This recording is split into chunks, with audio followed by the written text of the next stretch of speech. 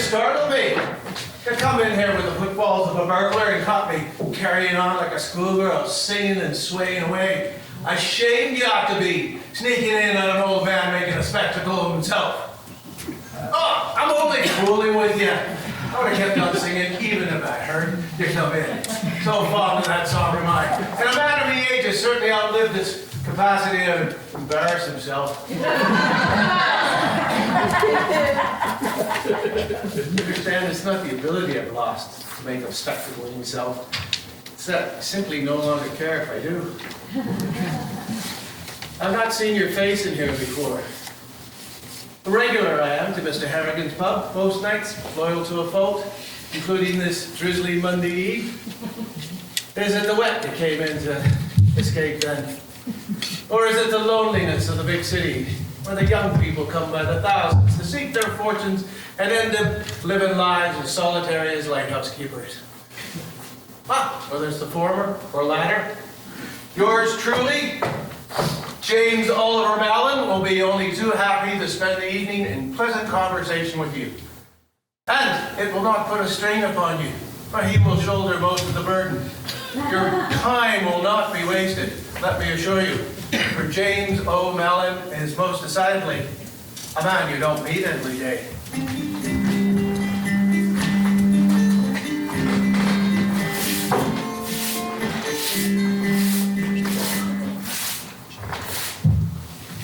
What have you done then, Jimmy? Oh, hey Mum, I see you limping, James Oliver Mallon, and trying to cover up your trousers. What have you done to yourself then? Done?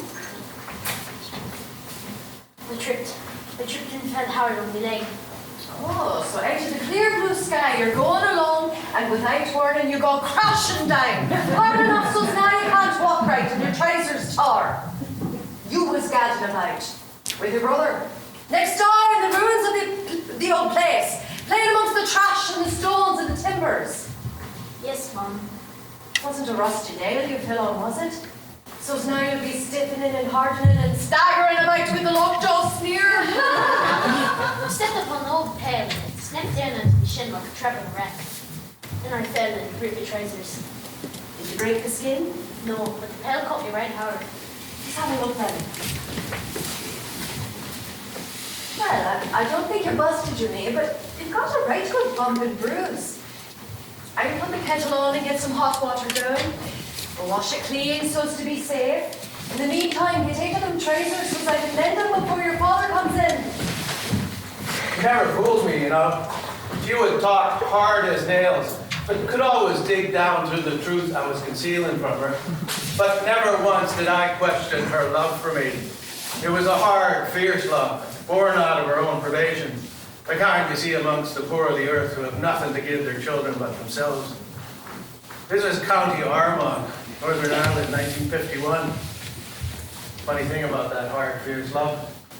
Coming from me mother, that well was bottomless. As for my father, well...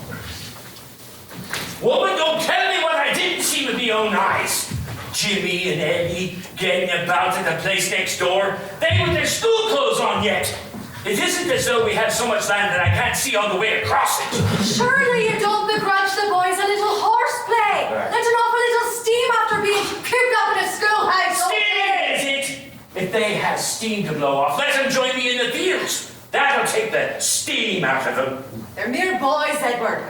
You think a man who was robbed of his childhood would want his boys to have a wee bit of fun in theirs? Life's not about having fun, Eddie. Life's about getting on with it. His own father had broken his back when he was young, so all the care and work had fallen upon my grandmother. He and his siblings were hired out like farm animals, like so many of the poor in Ireland. And when that happens to a man when he's young, he can go two ways. He can appease the pain with the gab and the ways of the blarney and turn the hurt into humor. and let the world in on the joke. Or he could let it scour him out, leave him hollow, empty inside. Better. My father went the latter way.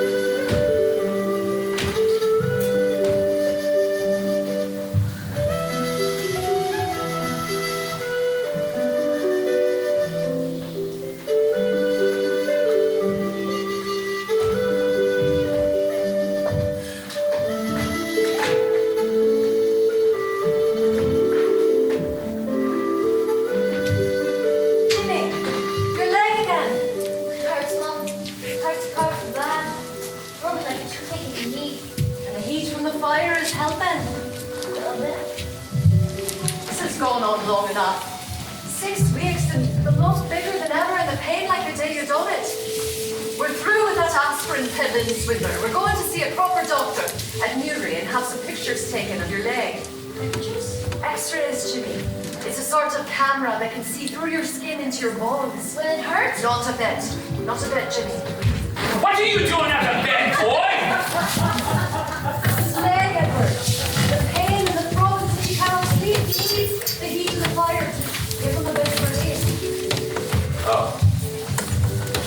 Well, are you coming back to bed, Eddie? In a bit, Edward.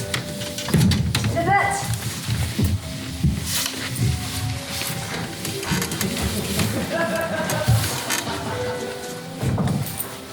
Have that blanket then.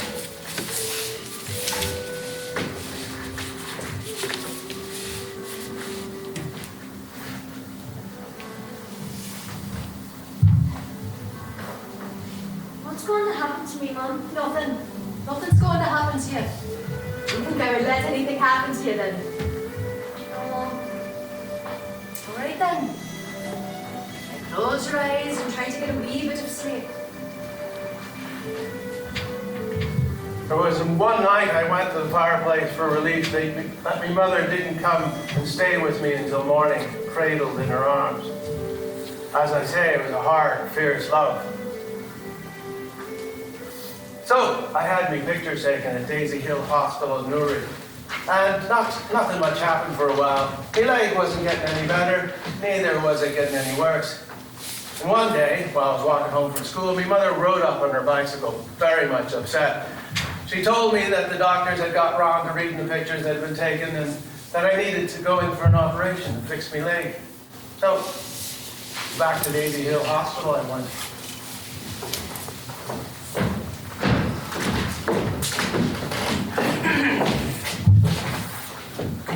Mallon. You prepped the boy for surgery, correct? Yes, Doctor. A half hour then. Plenty of time for a cup of tea.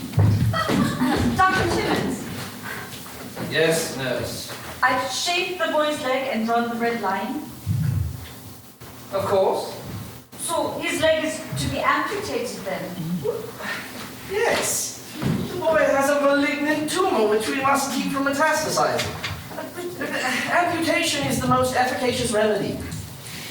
This seems so rash. The boy's mother says the lump has always been the same size, doesn't seem to be growing. And other than the bump and the pain it gives him, the boy's the picture of health, bright and busy as a bee. All indications are this is the proper course of action and that the cancer is in fact contained. The boy's overall good health will help him quickly recover from surgery. And the boy's parents are aware that their son's leg is going to be removed. I believe we've made them aware. Yes, of course. Certainly they know he's having surgery this morning. That doesn't seem to mean the same thing. These are a poor, simple country folk, nurse. Explaining to them in detail the dangers of a metastasizing osteosarcoma tumor would be pointless. They'd like trying to teach a cow to operate an automobile. I understand. Well, I must see about that tea. No, nurse, you misunderstand. They're going to remove the tumor, not his leg, and possibly do some scraping on the bone. No, Mr. Mallon. I've just spoken with Dr. Timmons and he's confirmed the procedure to me. That's why I need your signature. Edward! No, this must be a mistake, nurse. No, it is no mistake, sir. I've drawn the red line on his leg myself to show where the bone saw is to cut. I must have misunderstood then. Apparently his condition's more serious than we thought. No, Edward, they're not taking his leg. Not yet. Not this morning. Now, Annie. No, Edward, where are they taking him? Where's the Jimmy? They're about to wheel him down to the surgical theatre now. Annie, as shocking as this is, these are doctors, learned men, who have much more knowledge than ourselves. Yes, nurse? Yes, but my personal opinion is that they're being rather hasty in resorting to such an extreme remedy. You see, Edward, she knows she's a woman and a mother to boot, and so has a feel for these things. She's not a doctor. Edward, they're not taking his leg and making him a cripple for the rest of his days. There has to be something else they can do. Yes, Nurse O'Hara. Well, there's the radiation, the Cobalt treatment. You see, it's because we're poor and have no station. They're taking the easy way out. They get nothing or chopping off a boy's leg so they can be done with us. Annie, you're making an awful row. You are next to worthless. There will be no operation today. Nurse, where's my Jimmy? Through there, ma'am.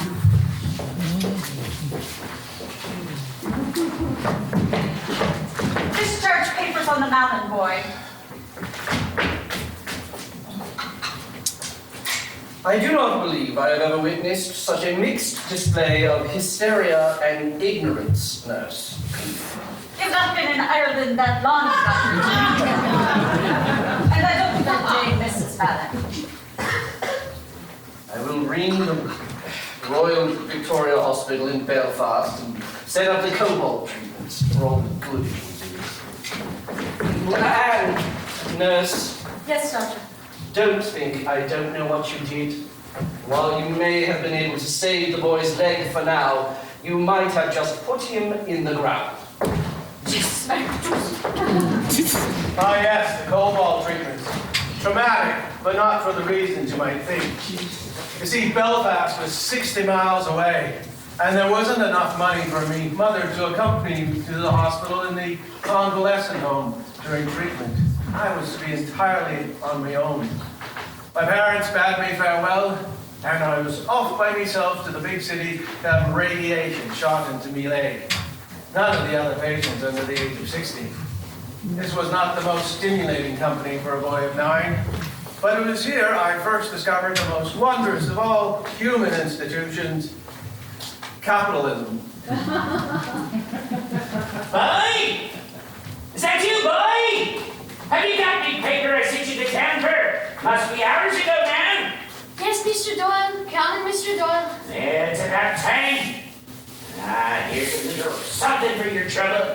Thank you, sir. Jimmy, sweet lad, did you remember to pick up the bottle of the fizzy drink that I sent you out for? I did, Mrs. O'Toole, and they did have the raspberry, like you wanted. Oh, such a good boy. Now, here's a few pence for yourself, for being so prompt. Boy! Boy! You get the idea. A small thing to receive a few pence for the running of errands. But for a poor Irish country lad, such a thing was an absolute revelation. I'm rich! Well, the Belfast sojourn to the Royal Victoria Hospital was educational and personally enriching. Its prime objective was not met. After the Cobalt treatments, there was no change in the size of the tumor. Even after bundling my leg up in a cast for 6 weeks after returning home, the bump in my leg remained. But, not to worry, this was mid-20th century Ireland. Still a magical land of dreams and superstitions, where the belief in medical science was no match for the sacred mysteries of the Roman Catholic Church. Help was on the way, in the form of Aunt Minnie. So I says, I've never seen two asses on a horse before. Wait, I don't get it. Men are carrying protocols. Now have your attention.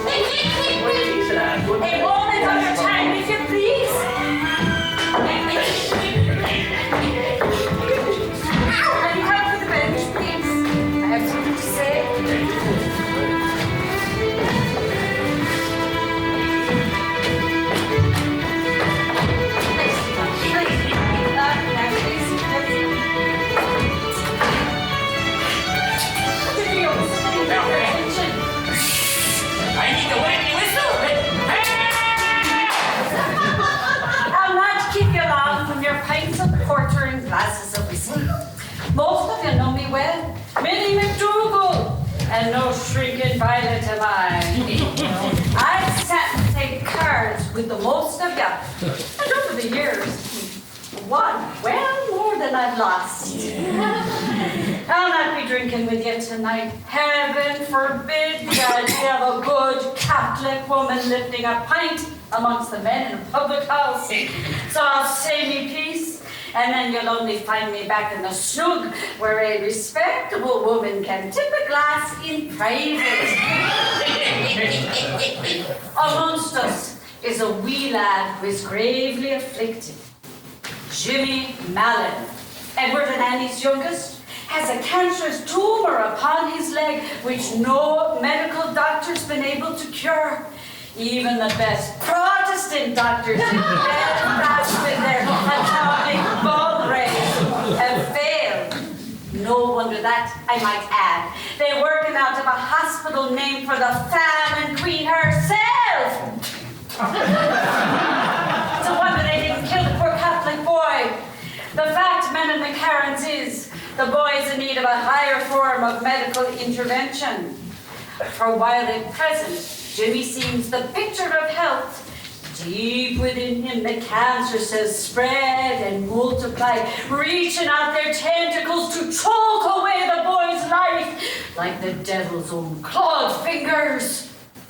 At this point, his only hope is a pilgrimage to Our Lady of Lourdes in France, where the sacred healing waters and the divine intercession of the Blessed Virgin can restore the boy to health. And unlike the rapacious Protestant doctors at Royal Victoria Hospital, access to the healing waters of Lourdes is free. But you have to get there, and it costs money to travel to France. The Mallons, salt of the earth though they be, have not the means. So, for the want of a few pounds of travelling money, the devil's grasping hand will have their way with the boy, and that is why I'm here today talking to you. Now, I don't mean to put the arm on you in a heavy-handed manner. I'm merely asking this, for this evening and this evening only. Temper your intake by 1 pint or glass and donate the price of that pint or glass to get Jimmy to Lourdes and so save the wee lad from the scourge of cancer. Kevin O'Shea.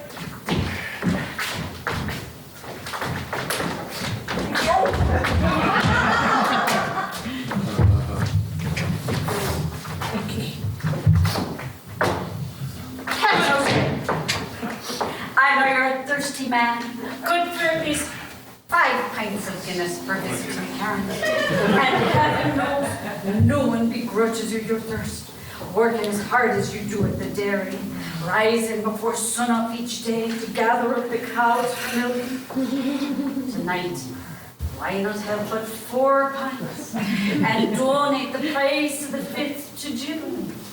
You might be surprised. The dawn may not fall as hard with 1 less pint in you. Same for you, Liam Donahue.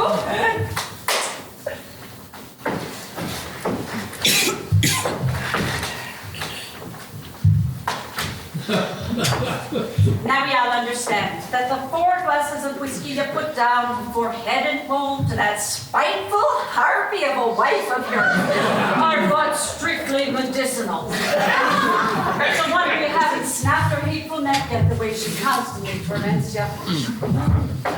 Tonight, why not have the 3 glasses and endure your wife's abuses in the serene knowledge of the good you're doing to save a poor boy's life. Good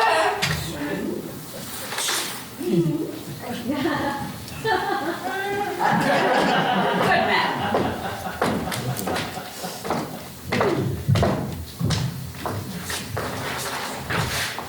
Banker McQueegan! I'll not ask you to temper your intake, for we all know that your nightly quota is but 1 bushman cardinals, which you'll nurse like it was the last glass of whiskey. I wouldn't think of denying you this.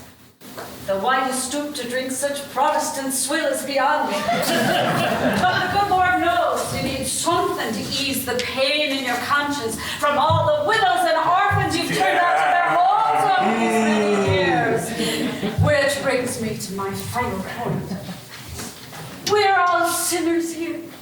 There isn't a person amongst us, and I include myself, whose soul is spotless, who might not need when he stands in judgment before St. Peter a bit of insurance to grease open the hinges of the pearly gates. Or for some of us, Patrick Clancy, to shorten our stay in purgatory.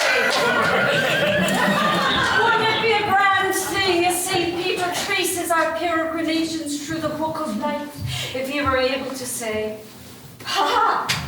I see here you donated money to get young Jimmy Mallon's to Lourdes, which allowed the Blessed Virgin Mary herself to intercede on his behalf."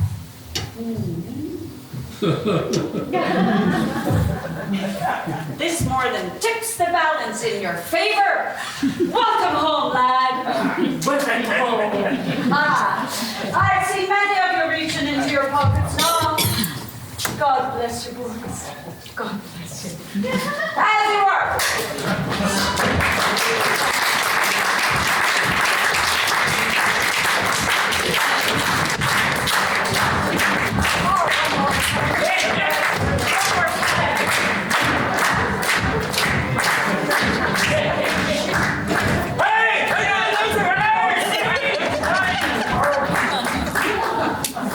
Good old Aunt Minnie, not a blood relative in the family's sense, but in the family of man, she was an aunt to all. Mother was for consoling, supporting, sharing, shaming. Aunt Minnie never met a stranger. It was mainly her efforts that raised the money that bought me passage to France. But it was money enough only for me, my mother and father having to remain back in Ireland. I was to join a contingent of some 80 other Irish pilgrims, virtually all of them old and infirm, as in Belfast. Again, this was not cheering to me, but my strenuous objections were overruled, and soon came the appointed day I was to depart for France. All right then, the church people are here to pick you up. You want me to misspell it on your way? Don't want to go, Mum. I'm afraid. Now, Jimmy, there's no reason to be afraid. You're in God's arms now, and God will never let no harm come to you. I don't want to be in God's arms. I want to be in your arms. Don't be blaspheming yourself now. You must go so the Blessed Virgin can heal your leg. And you won't be travelling alone. I'll be with you in spirit all the way there and all the way back. All you need to do is think on me and I'll be there.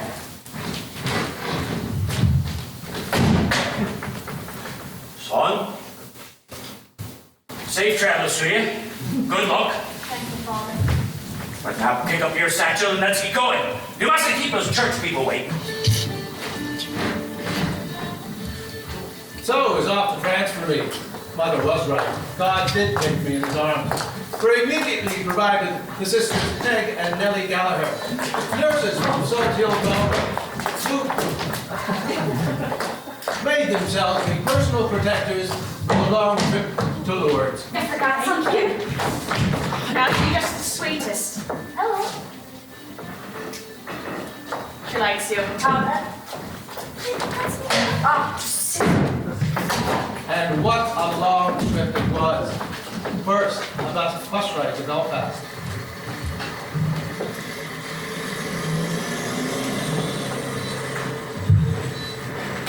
Do keep an eye on the right.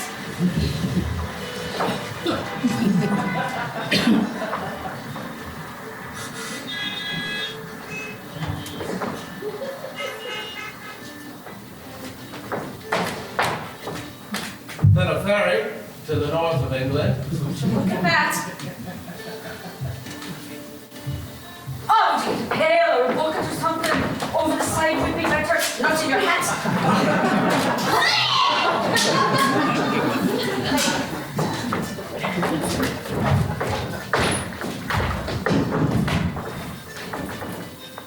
series of train rides to the lakes of England.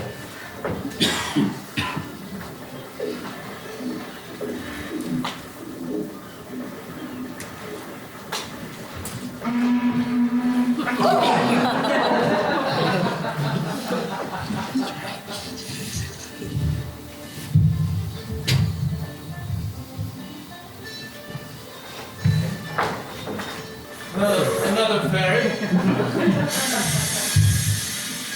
across the English Channel to France.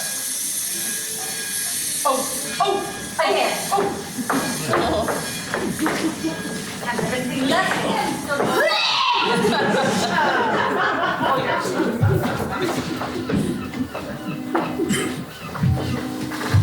Once in France, a train to Paris.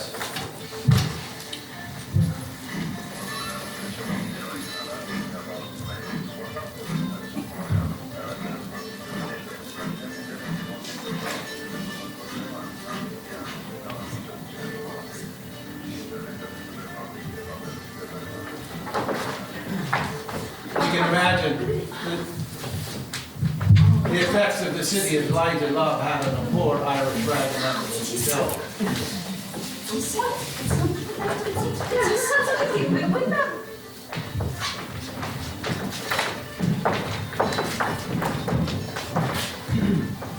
Lourdes, though, was 500 miles south of Paris. And as it turned out, the longest leg of the journey was the last one. Oh, Sama Sul. Oh, the foreign pilgrims traveling to Lourdes, the Irish, they are the worst. They drink about the liquor in the club car and carry on like they are going to a party, not a holy shrine. This is how they act when they are sick. How must they be when they are en bonne santé? Oh, bonjour, young man. Ah, so you are with the Irish then? Perhaps a grandson of one traveling to Lourdes for the miracle cure? Come along to provide the assistance to the old ones, such as when they have too much to drink. No, sir. I'm traveling by myself. You are, so you are afflicted then? Uh-huh. What exactly is the cause of your affliction, if I may ask? I've got a cancer in my leg the doctors can't cure. Right big lump it is. My nephew, my sister's boy, he had such a lump, but he... Oh, and he get rid of his lump. The Cobalt train from the city helped me one bit.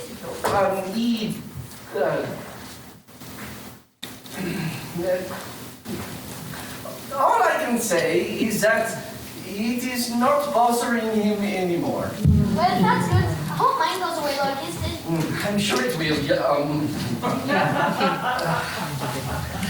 Well, now I must go check on the other passengers. After my first conversation with Monsieur Vaudreuil, that he became most solicitous towards me, which, in my observations of his interactions with other passengers, was not his normal manner. I thought young Jimmy might like a little something to eat to save him from having to walk down to the dining car. Such a hot day. I thought you might like a little cool jus de pomme. Apple juice. Some bread, cheese, grapes. A fine French snack, eh? Oh, thank you. Where's the bread? Where is the bread? It's right there, the baguette. This is bread? We eat his bread. A very fine French bread. What's going into me juice? Gotten into your juice? It's clinking away. There's something hard in my glass clinking away. What?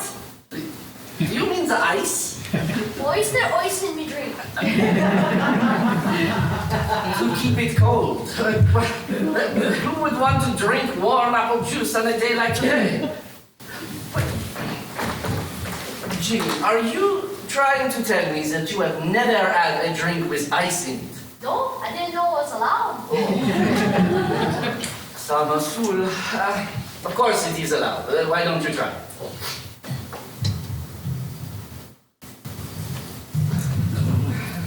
That may be the best thing I've ever had in your life. What are these then? Grapes. Have you never eaten grapes before? What's the matter now, Jimmy? They look like something that hangs beneath the body pig. What? These are not pig testicles. They are grapes. They're grapes from which the finest wine in all the world is made. Here, try one.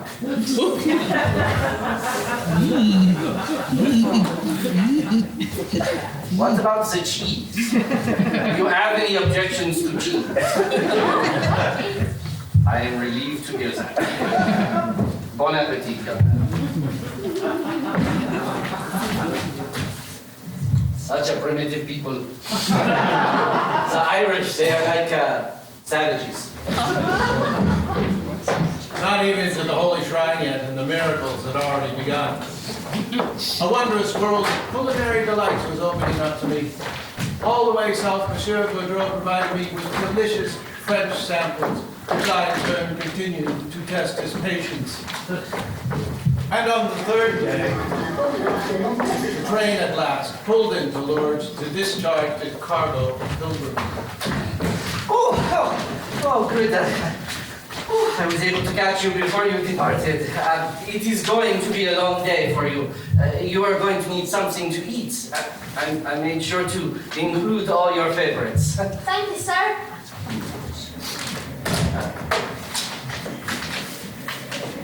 Je vous remercie, Monsieur Gaudreau. Vous êtes les bienvenus, Jimmy. You are most welcome. I wish you the best of luck.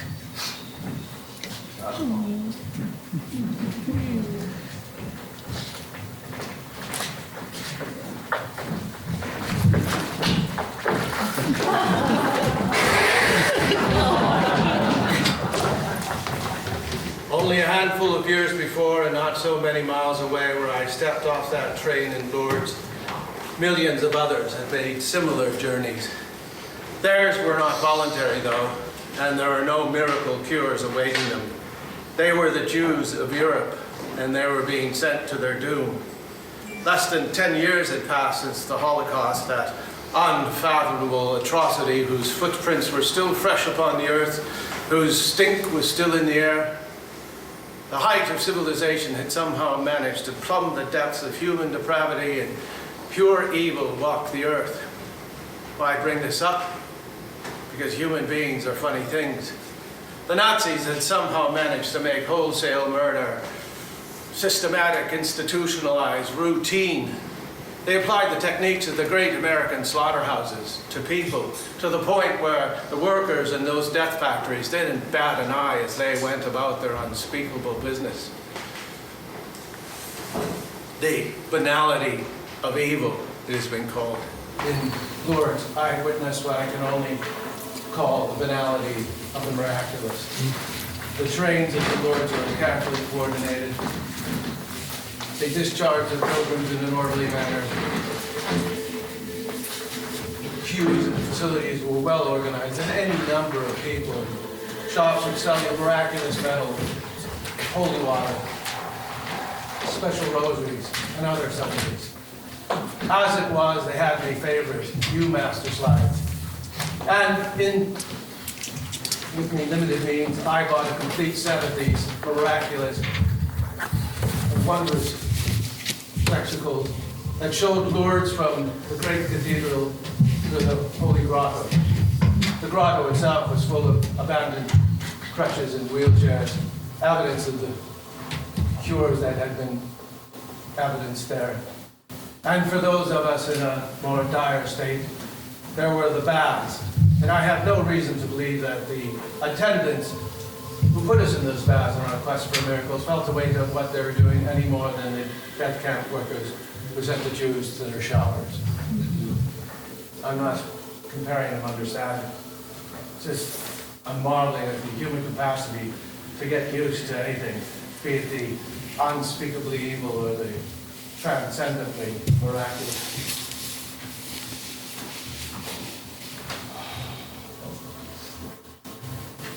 could use a smoke, Francois. 20 more minutes until break, Emile. Plenty. It will seem like an eternity. It is always like this when you are hungover.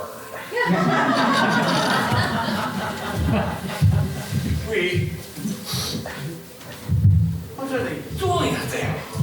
Why did I not send this next one? It's been almost all old ones today, Emile. They do not move very fast.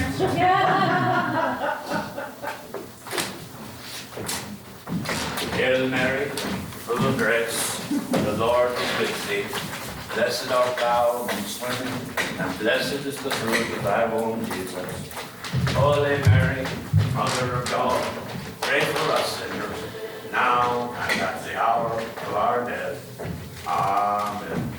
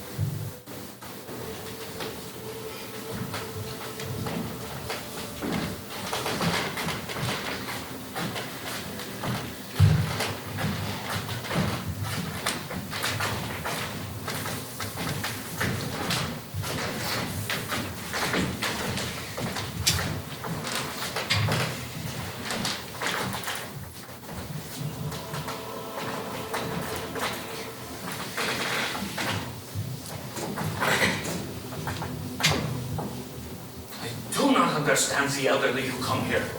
What, do they think they are going to be cured of their old age? That the clock is going to go back in time for them?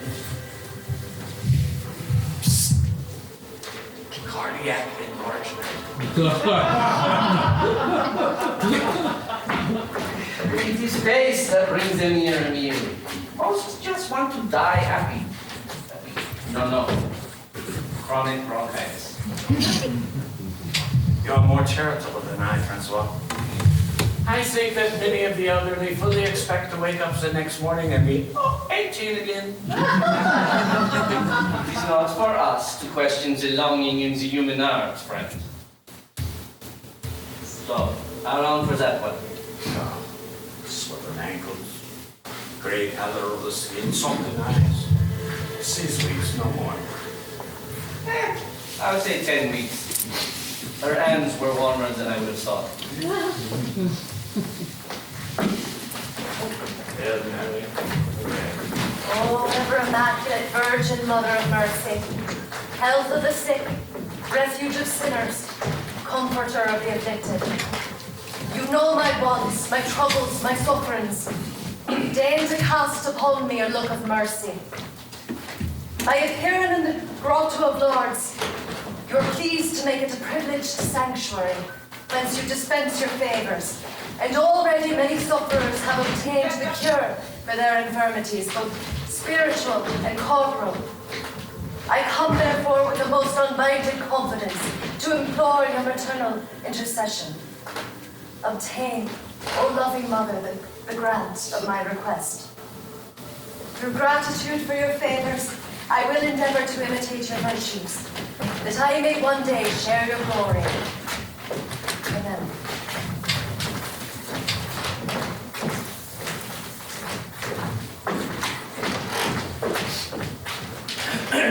That's the young one.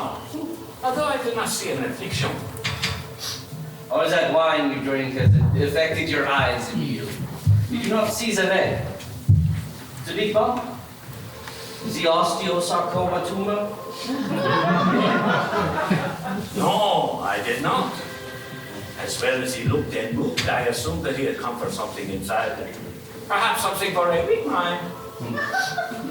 No, silly. Things how he was quite robust. He was very wiggly when we pushed him under. Although, as we both know, it is the young, strong ones who go the quickest. They seem fine, and then later we hear they fell off the cliff. So how long for the boy, Emil? Or maybe 5 months. That counts. Certainly no more than 6. That a measure of cynicism might cloud the outlook of the spa workers should not come as a surprise. Well over 7,000 spontaneous recoveries have been attributed to Our Lady of Lourdes. The Catholic Church has only officially sanctioned 70 as miraculous. That's less than 1 in 100 of those recorded.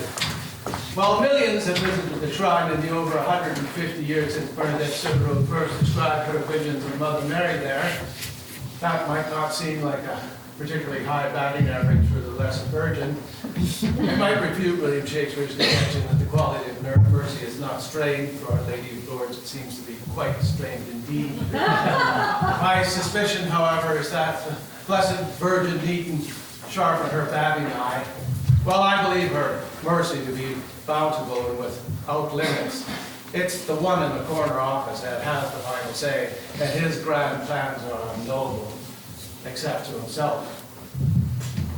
Meanwhile, having been properly dumped, blessed, and built, we reboarded the train for our long trips back to our homeland.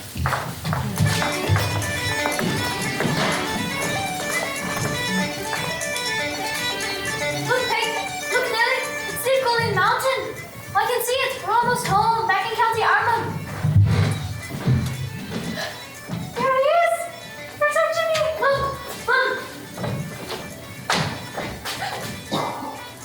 Mom, I miss you so much. Oh, I missed you too, Jimmy. You wouldn't believe the places I've seen, Mom. People I've met, food I've eaten. I can speak French now. Bonjour, Mama. Bonjour, back to you. I want to hear all about it. I want to hear about every minute you were gone from me, Jimmy. Son, good to have you home. Mom, these are my friends, Peg and Nellie. They're from Galway and they went to Lourdes. They watched over me from beginning to end. Wait, come on, let's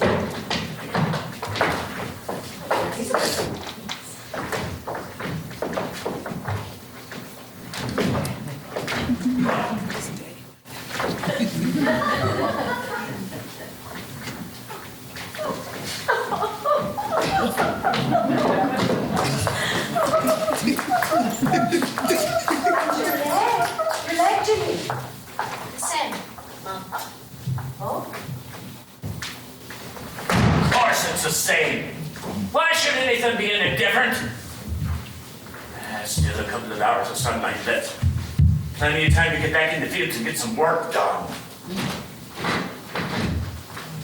No, it's not the same.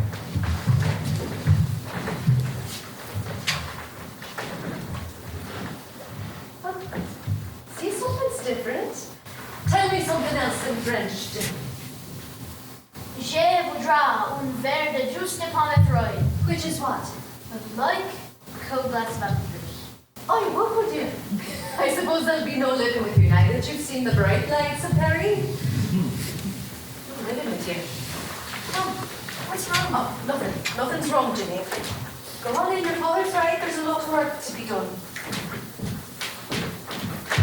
Yes, we have a lot of work to do.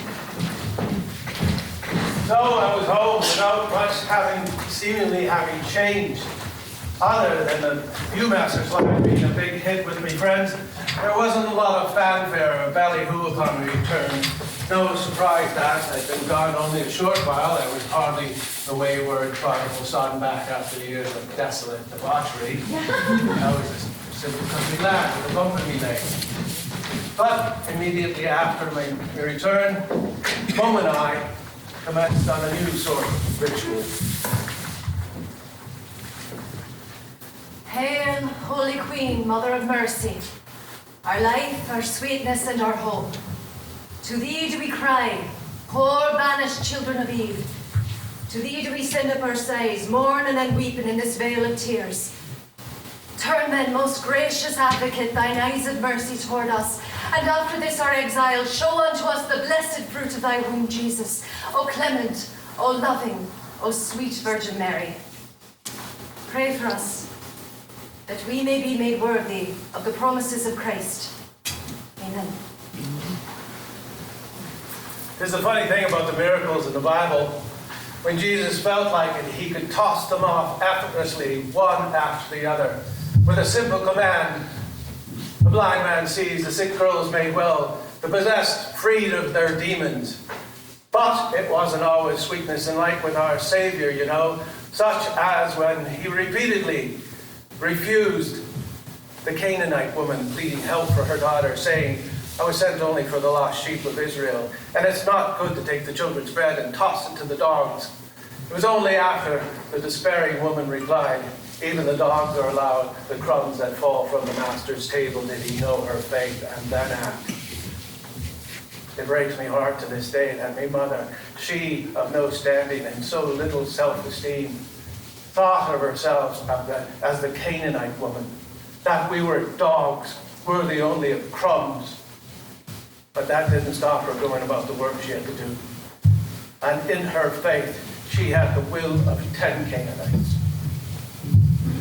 Hail, Holy Mary, Mother of God, pray for us sinners now and at the hour of our death. Amen.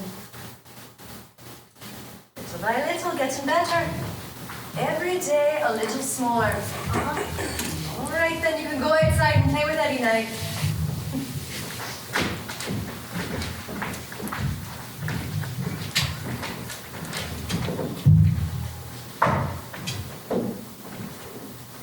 We're doing it, Blessed Mother. We're almost done.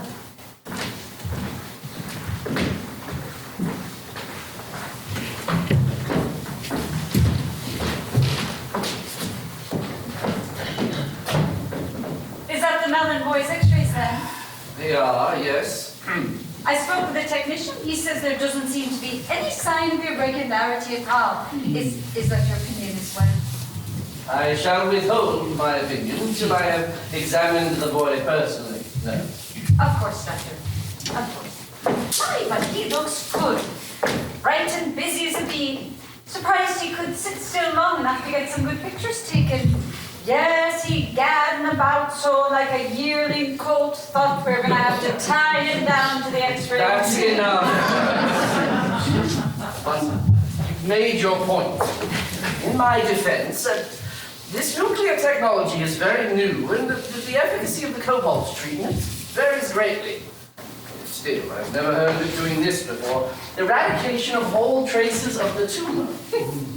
Cobalt, is it? Have you not heard of the pilgrimage the boy made to Our Lady of Lourdes then? Or that the talk of the county is how in the weeks following his immersion in the sacred healing waters, the tumor has slowly disappeared? I had not. And if I had, my opinion certainly wouldn't have changed in the least. No. Nurse, it was medical technology that brought this about, not superstitious sorcery. Of course, Doctor. Of course. Would you mind terribly, Doctor, if I made Mrs. Mallon aware of the good news? After all, we women, well, we seem to have a feel for these sorts of things. Fine. And while you two are affirming your belief in witchcraft and fairy tales, I would be in the cafeteria having a cup of tea. So, with all the fanfare of a field mouse, I joined the ranks of the 7,000 unsanctioned cures. And for my somewhat lengthier journey to my recovery, I suspect my healing came about as a maternal collaboration between the Blessed Virgin and me mother. What Mother Mary started, me mother finished.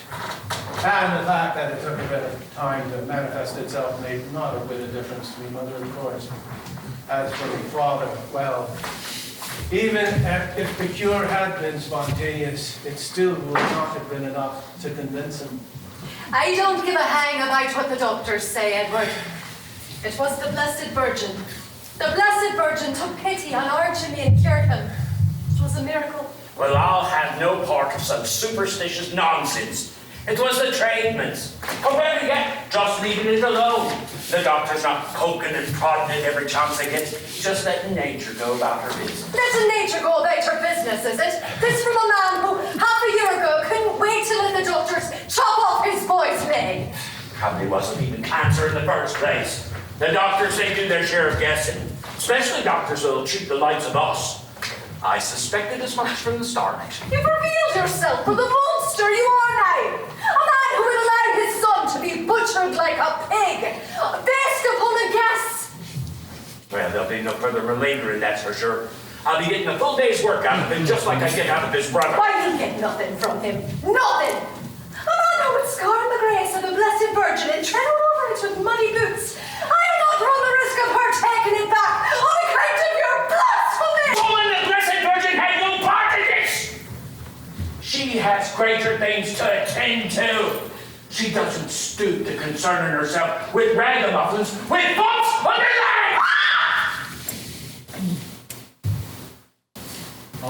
All my life I struggled to understand my father, his crushing bleakness, his unreachable solitude, his complete inability to find any joy in life at all.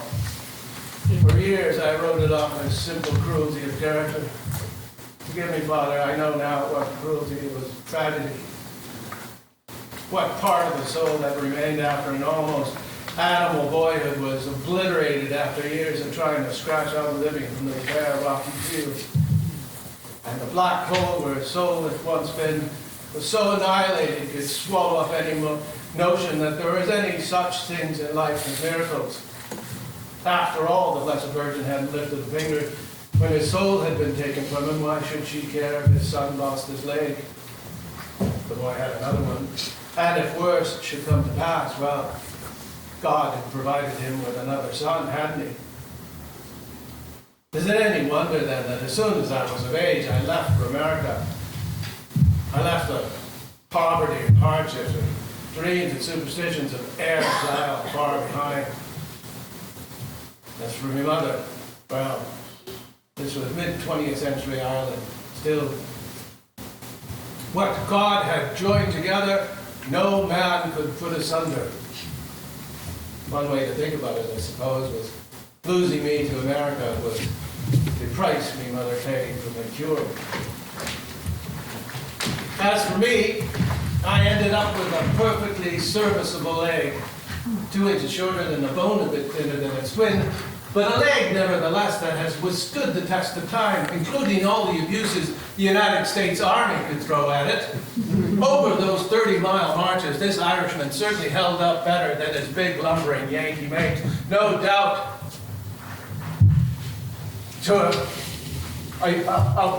No doubt, thanks to a boyhood of roving the hills and vales of County Armagh, Northern Ireland. After we discharged, I came to Chicago. I married the last from the old country. I have 2 daughters. Fought the good fight as best I could. 50 plus years on, here I am. I'm given me extraordinary tale, you may well ask.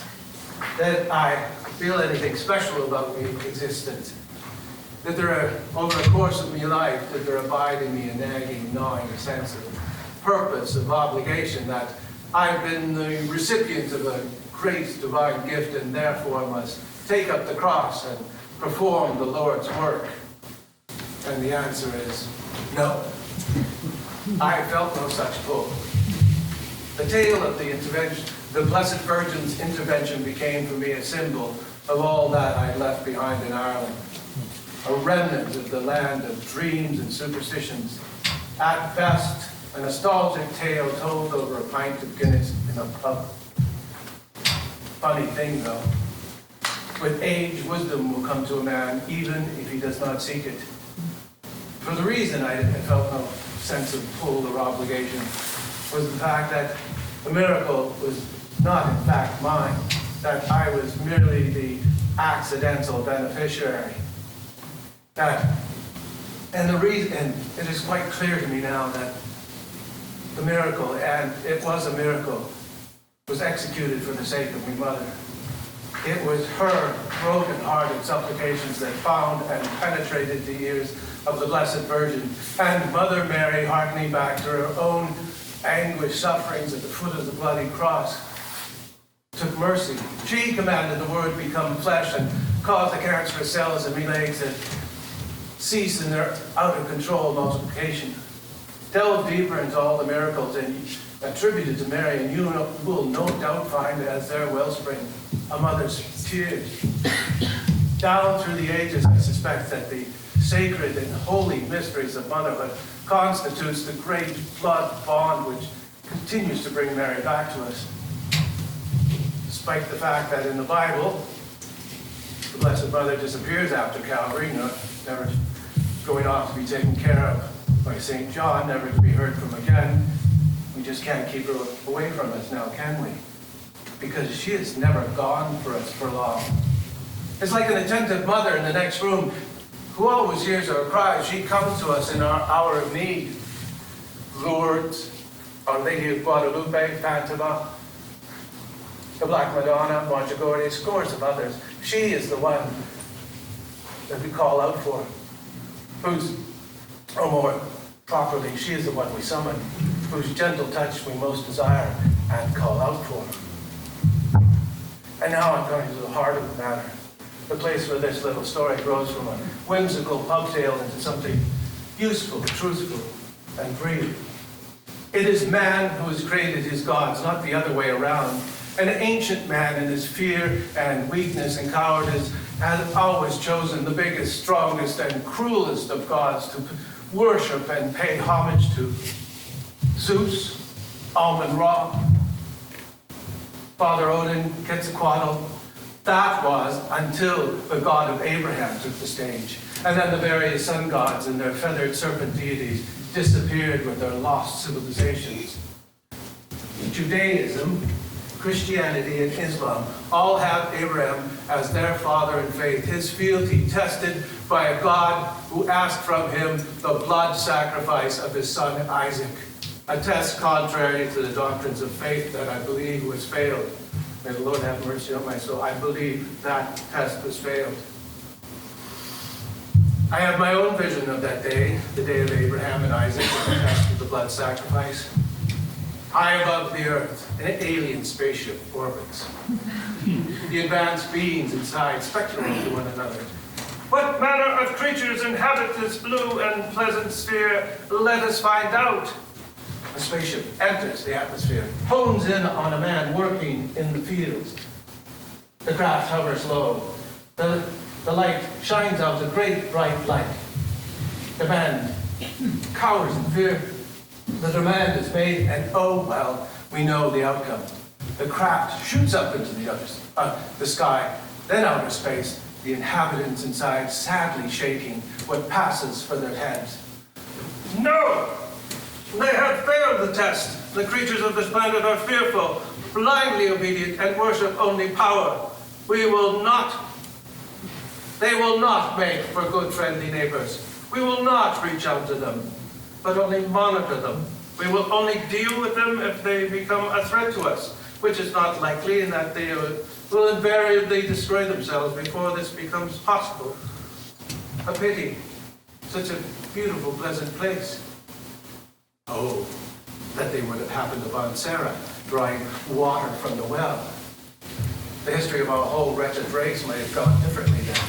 Yes, she would have looked up in fear at that great blinding light. Yes, she would have pulled her son Isaac close to her and drawn her knife. But there's no doubt in my mind that she would have set her jaw, squinted in defiance, brandished her knife, and shouted, "You may come down here and take my life in the most painful manner each day for all eternity, but I'll be damned if I let anyone touch one hair on my son's head." And the creatures would have rejoiced that this beautiful planet was ruled by a race of such brave, noble beings. Which, of course, brings us back to Mary. Man evolved, yes, in both physical and social ways, but he is at its core a violent, frightful creature enthralled to power. And for many, the angry, vengeful God of the Old Testament has never gone out of style. But for others of us, it's Mary we've been summoning, and she's been answering our call, which proves that there may be hope for us yet, that our gods needn't be angry, threatening, or vengeful, but can come to us quietly, mildly, with the gentleness of a mother's touch. Which is why, on those occasions I do find myself on my knees, I no longer pray to a bloody cross, but only to Mary. After all, she is the reason I still have two good knees to kneel upon. It looks like the rain is falling. It's good. It stopped. The moon is coming up. And our glasses are empty. I'm going to ask Mr. Harrigan for another one. No doubt that you have an early morning and a world to take on. And drinking alone at night in the pub, listening to an old man telling tales. No way to greet the new day. So, be on your way. And should it never come to pass, well, your glass is feeling a little on the empty side. Stop on in and visit your new friend, James Oliver Mallon. For unlike our host, Mr. Harrigan, these refills are always free.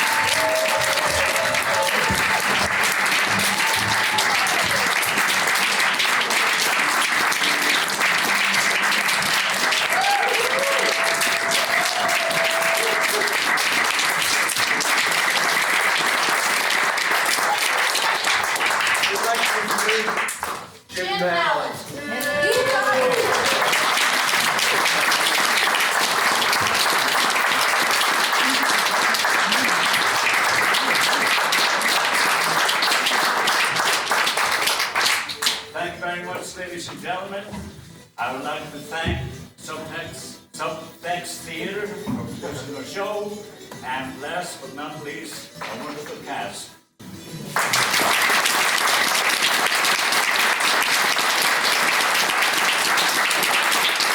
We're going to give you folks about 5 minutes to take a break at the washroom if you like. And if you'd like to stay, we can ask him about his remarkable journey to France, his life in general, and exactly how cold he wants that water was.